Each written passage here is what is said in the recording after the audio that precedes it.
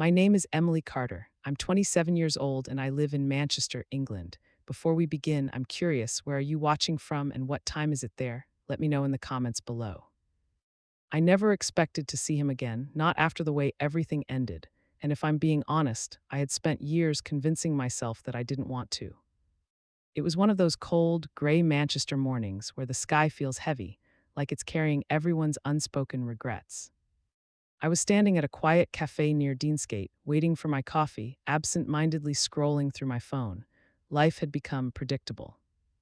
Work, home, occasional dinners with friends, and an unspoken rule I never admitted out loud: don't look back. But somehow life has a strange way of ignoring the rules we make for ourselves. Emily, that voice, my heart didn't just skip a beat, it stopped. Slowly, I turned around, already knowing who it would be, even before my eyes confirmed it: Daniel. Standing there like a memory that refused to stay in the past. He looked older, of course, more mature, his hair slightly shorter than I remembered.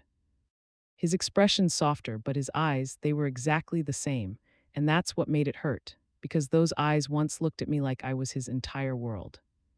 If I'm being honest, Daniel wasn't just someone I used to love, he was the love, the kind you don't move on from, you just learn how to live without. We met 5 years ago at a mutual friend's birthday party.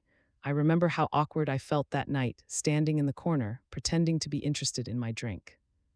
I didn't think he'd notice me, but he did. He walked right up to me, smiled in that effortless way of his, and said, "You look like you'd rather be anywhere else." I laughed nervously. "Is it that obvious?" "Only to me," he said. That was it. That moment, I'll never forget it. Our relationship didn't happen overnight. It was slow, natural, like two people who didn't even realize they were falling until it was already too late to stop.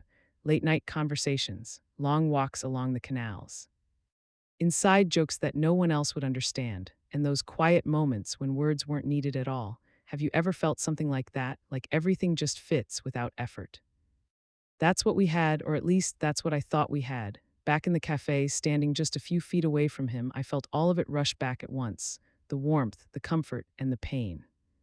"Hi," he said, his voice careful, almost uncertain. "Hi," I replied, trying to sound normal, but my voice betrayed me. There was an awkward silence, the kind that feels louder than any conversation. "I didn't know you still came here," he said. "I don't, not usually," I admitted. Another pause. God, this was unbearable. How do you stand in front of someone who once knew every part of you and act like they're a stranger? Looking back now, I wish I had been stronger. I wish I had asked the questions that haunted me for years. But instead, I did what I always do when emotions get too overwhelming. I tried to escape. "Well, I should go," I said quickly, grabbing my coffee before it was even properly handed to me. But just as I turned, "Emily, wait." His voice stopped me instantly. Of course it did. It always did. I turned back slowly, my heart racing in a way that felt unfair after all this time. "There's something I need to tell you." Those words, simple but heavy. And suddenly I felt that old fear creeping back in. The same fear I felt the day everything fell apart. Because the truth is, we didn't end because we stopped loving each other. We ended because of something I never fully understood, something he never fully explained. One day he was there and the next he was gone. No proper goodbye, no real closure. Just a short message that didn't make sense, and a silence that lasted for years. I looked at him now, searching his face for answers I had buried deep inside myself. "What is it?" I asked, my voice quieter this time. He hesitated, and in that hesitation I felt everything shift. "I owe you the truth," he said, "the truth, after all these years. After all the nights I spent wondering what I did wrong, what I could have done differently, whether any of it was real." My chest tightened, because a part of me wasn't ready to hear it. But another part, the part that never stopped loving him, needed it. "I never wanted to leave you like that," he continued. My heart sank. "Then why did you?" I didn't say it out loud, but I'm sure he saw it in my eyes, because his expression changed, filled with something I hadn't seen before: guilt, real, undeniable guilt. "I thought I was protecting you," he said quietly. "Protecting me?" The words didn't make sense. Nothing about that moment made sense. And yet, something told me this wasn't going to be the explanation I had imagined all these years. This was something deeper, something bigger. Something that could change everything I thought I knew about us. Have you ever had a moment where your entire past feels like it's about to be rewritten? That's exactly how I felt standing there. Like the story I had told myself for years might not be true at all. I swallowed, trying to steady my voice. "Daniel, what are you talking about?" he took a step closer. Close enough for me to notice the nervousness in his breathing, the tension in his jaw, and then he said something I never, ever expected to hear. The reason I left wasn't what you think. And in that moment, I realized I didn't know the truth about us at all. I froze as Daniel's words hung in the air like a storm ready to break. My chest tightened, and for a moment, I wondered if I was ready to hear the truth. I thought you hated me, I whispered, more to myself than to him. He shook his head slowly, a small, almost imperceptible sigh escaping his lips. Emily, I never hated you, not once. I left because I thought it was the only way to keep you safe. His words felt unreal. Years of pain, of nights spent crying into my pillow, of questioning myself, and suddenly, it all teetered on the edge of something I couldn't quite grasp. I remember that night, the last night we were together before everything fell apart. The air was thick with autumn chill, leaves swirling around our feet as we stood outside the flat I'd called ours. We argued, yes, about something trivial, something silly, but I had never imagined it would be the last conversation we'd ever have. Looking back now, I wish I had said something different, anything. I wish I had said stay. Daniel's gaze softened. Emily, there were things I couldn't tell you back then, things I didn't understand myself. But I left because I thought it was the only way to protect you from everything. Everything. My mind raced. Did he mean enemies, family problems, career secrets? I couldn't tell, and the uncertainty made my chest tighten even more. Protect me from what? I asked, though part of me already feared the answer. He hesitated, and I could see the weight of years pressing down on him. From me, from myself, from the choices I was making that could have hurt you. I blinked, trying to process the words. My heart, which had been slowly mending over 5 years, now felt raw again, exposed. If I'm being honest, I'd spent so long convincing myself that love was gone, that the life we had together had ended forever. And now here he was, standing just a few feet away with his truth, ready to unravel all of that. I wanted to scream. I wanted to run.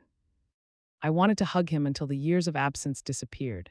Instead, I just stood there, staring at him, unsure if this was a miracle or a cruel joke. I never stopped thinking about you, Daniel admitted, his voice barely above a whisper. Not for a single day. My heart skipped, my hands trembled. All the emotions I had tried to bury, the longing, the heartbreak, the anger, they surged back with a force I wasn't ready for. Why didn't you call? I asked, my voice breaking. I thought if I did, you'd hate me more, and then I'd lose you anyway. I felt tears prickle at the corners of my eyes. I didn't expect this. I didn't expect him to still care, to still feel, to still love me. The cafe around us seemed to disappear. The chatter of other customers, the clatter of cups, it all faded, leaving just the two of us, suspended in a fragile bubble of past and present. I remember thinking, how could someone leave such a hole in your heart, only to return years later and make you feel it again? Have you ever felt something like that, where joy and pain collide and you can't tell which emotion is stronger? Daniel reached out, hesitating for a fraction of a second before brushing a strand of hair from my face. The gesture, it was intimate, familiar, devastating. I should have told you everything back then, he murmured, but I didn't, and for that I'm sorry. I thought I was protecting you, but I only hurt myself and you. The words cut deeper than anything I'd ever experienced. Years of misunderstanding, anger, and regret condensed into a single sentence. And yet there was something else beneath the apology, something I hadn't felt in a long time: hope. I wanted to ask him more. I wanted to demand answers, explanations, reasons. But before I could, my phone buzzed in my pocket, a work email. A reminder that the world still existed outside of this moment. I glanced at the screen and felt torn. Should I step away? Should I stay? Daniel noticed, his expression shifting from guilt to urgency. Emily, please, just listen. Before you go, before we say anything else, I need you to hear the truth. The truth. It was a word that had haunted me for years, and now, finally, it was here.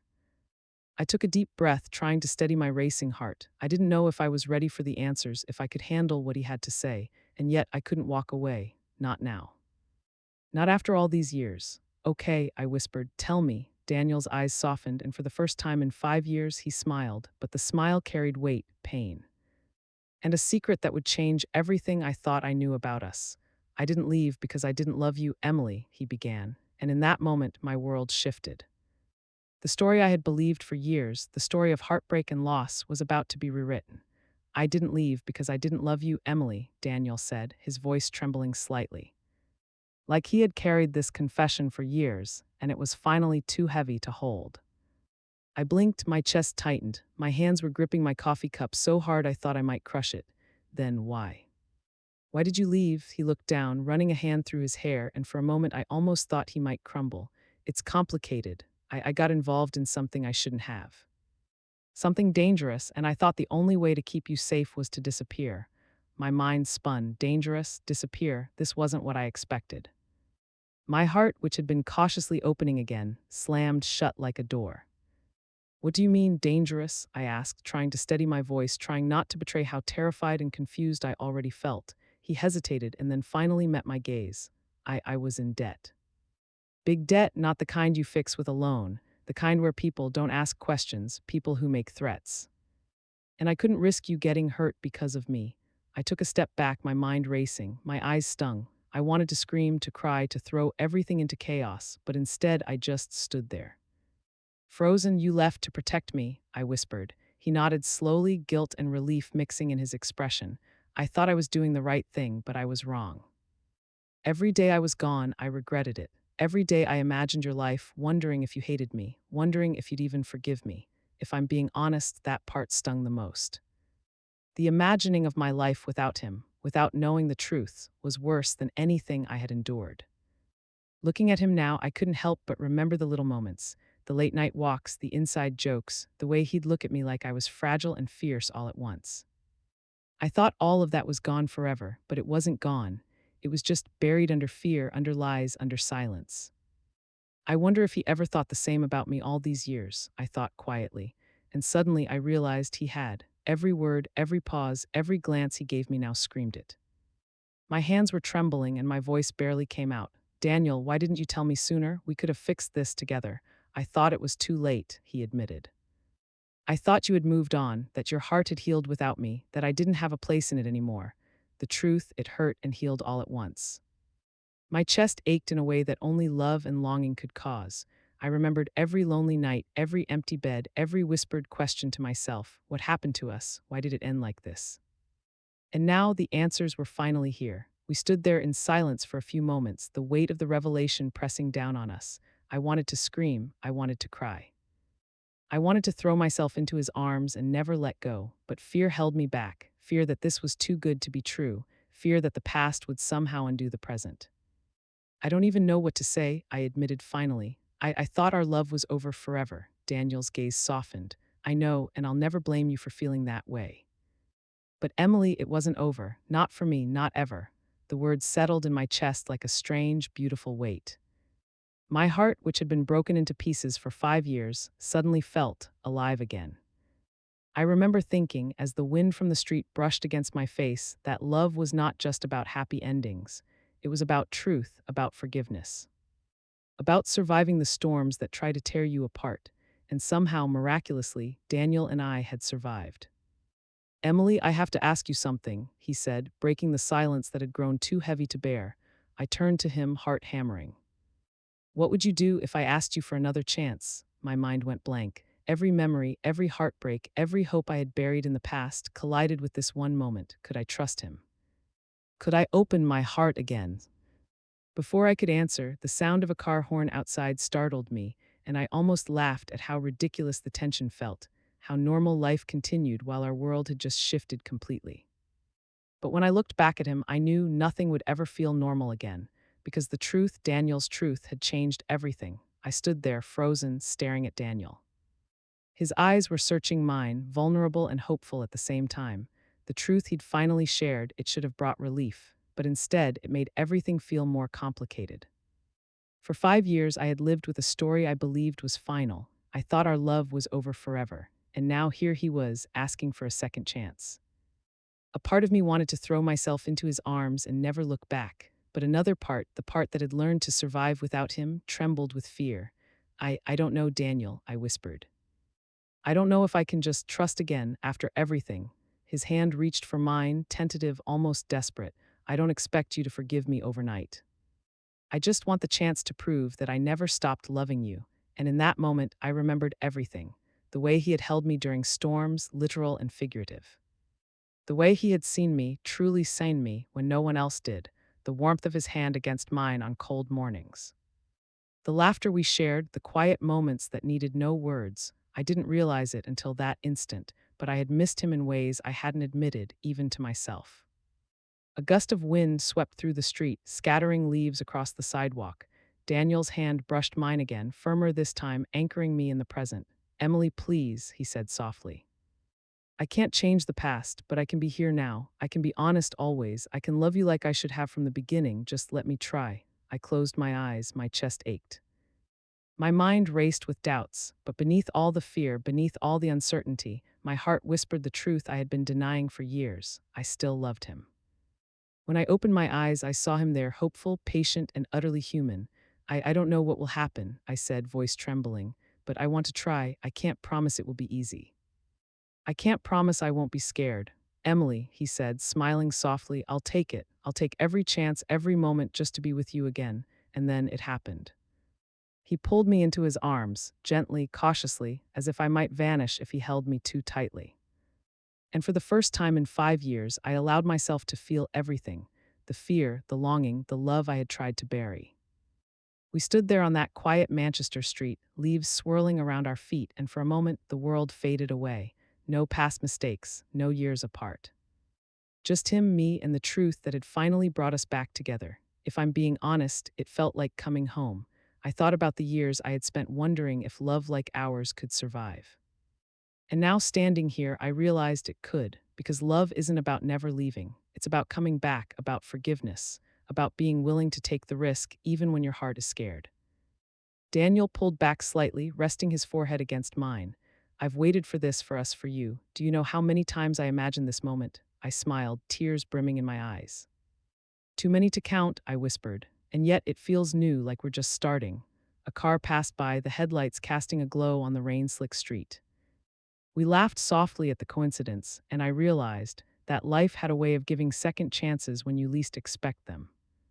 "Emily," Daniel said, taking my hands in his again, "we can't change the past, but we can choose the future together." I nodded, finally letting the weight of fear fall away. "Together," I echoed. And in that moment, I knew, with a certainty I hadn't felt in years, that our love wasn't over.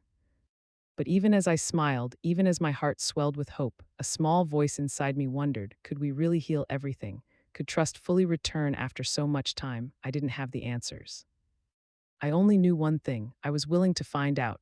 We walked slowly out of the cafe, hands brushing, until our fingers intertwined naturally. It felt familiar, like a song you haven't heard in years but remember every word to. The streets of Manchester were quiet, damp from a light drizzle, the kind that makes the city feel intimate and alive all at once. Streetlights reflected on the wet pavement, casting soft glows on Daniel's face. I studied him, committing every detail to memory: the curve of his smile, the way his eyes crinkled when he laughed, the warmth that radiated from him even in silence. If I'm being honest, my heart hadn't known it could feel this full again. We didn't speak much at first. Words felt unnecessary. Our silence was comfortable, wrapped around us like a shared secret. And yet every glance, every subtle smile carried volumes. "I've missed this," Daniel said, finally breaking the quiet. "I've missed us more than I can even put into words." I smiled softly, letting myself savor the moment. "Me too," I admitted. "Even when I told myself I didn't, I missed you." Every day, he stopped walking, turning to face me fully. "Emily, I don't want to lose you again, ever." My chest tightened at his words. The fear that had lingered for years, the fear of abandonment, of heartbreak, was still there, whispering its cautions. But I realized something important: fear doesn't disappear. Love is choosing to move forward despite it. We found a quiet park nearby, the benches glistening with rain. We sat together, shoulders touching, sharing stories of the years apart. Every word revealed new layers: his struggles, my growth, the ways we had each survived. And slowly, the walls we had built over time began to crumble. "I kept thinking I had to be strong without you," I confessed, my voice trembling. "But I realize now I wasn't living, I was surviving." Daniel reached over, brushing a strand of hair from my face. "And now," I whispered, "I feel alive again, with you." The city seemed to breathe around us. The drizzle had stopped, leaving a fresh, clean scent in the air. I leaned into him, letting the warmth of his body remind me that some things are worth waiting for, that some love refuses to die, no matter the time, the distance, or the misunderstandings. I never stopped loving you, Emily, he said quietly, voice breaking with emotion. Even when I left, even when it hurt, you were always here. He tapped his chest with me. I felt tears slip down my cheeks, unbidden but welcome. I never stopped either, I admitted. Even when I thought our love was over, I never truly let you go. We sat there for what felt like hours, holding hands, talking, laughing softly at memories we had almost forgotten. Every fear, every regret felt smaller somehow, softened by the truth we had finally shared. I thought about the years of heartbreak, of wondering what could have been. And now I understood that the pain had a purpose. It had brought us here together with honesty and hope. You know, Daniel said after a long pause, I never believed in fate until this moment. But maybe some things are meant to be. I smiled, resting my head on his shoulder. I think you're right. Some love refuses to end.